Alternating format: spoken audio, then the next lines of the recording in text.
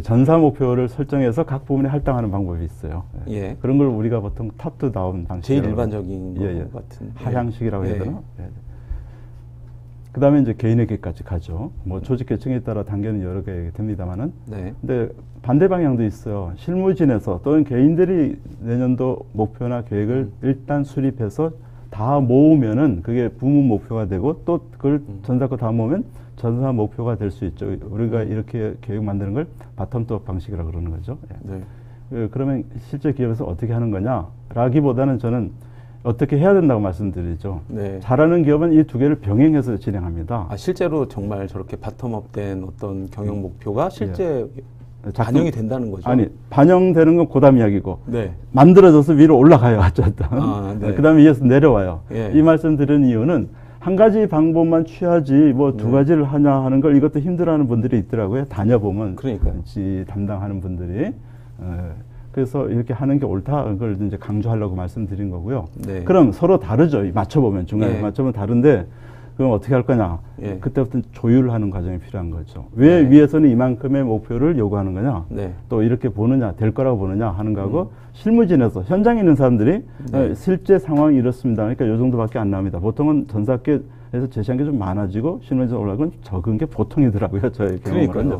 네. 그 맞추는 과정을 위에서 일방적으로 이렇게 해갖고는 그게 전사 계획이 안 되고 특히 조직원들 각자의 계획이 될 수가 없어요. 왜냐하면 네. 동의 안 하기 때문에 심정적으로 그러니까요. 그 이제 실행 단계에서 문제가 생겨요. 열심히 안 한다. 간단히 말하면. 공감이 안 된다? 예, 그럼요. 네. 나한테 공감 가는 목표라야 열심히 뛰죠. 그렇죠.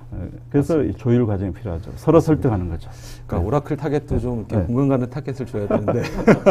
그렇게 되면 이제 이걸 또 다른 말로 표현하면 나중에는 어떻게 되냐. 이렇게 다 한 결과는 전사 목표가 예. 부문 목표에 합의돼야 되겠죠. 당연히. 그렇죠. 예. 그 다음에 부문 목표는 각 개별 부문 목표는 그 밑에 있는 개인 목표하고 목표. 똑같아져야 되겠죠. 네. 아까 말씀 조율해서 맞춘다 그러는데 이거 똑같이 만드는 건 반드시 해야 되는 일인데 요것도 이 과정도 상당히 노력과 시간이 소모되더라. 네. 그 이야기입니다. 경험에 의하면. 예.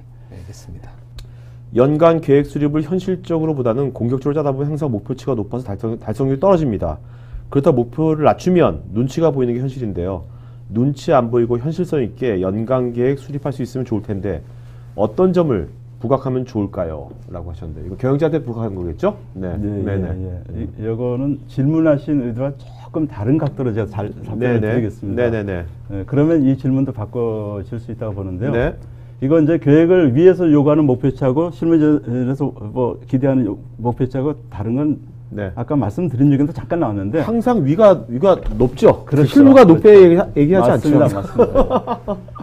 그러면 이제 그게 좀 이해하려고 들면은 톱에서는 현장을 몰라가지고 현실을 잘 이해를 못해서 높은 거 무리하게 요구한다 볼 수 있어요. 네. 또 현실에서는 밑 조직의 합으로 갈수록 시장에 가까이 있고 고객에 가까이 가니까 현실을 잘 반영해서 목표를 짤 수 있다고 보죠. 그거는 이제 상식적이고 네. 편한 생각이고 네네.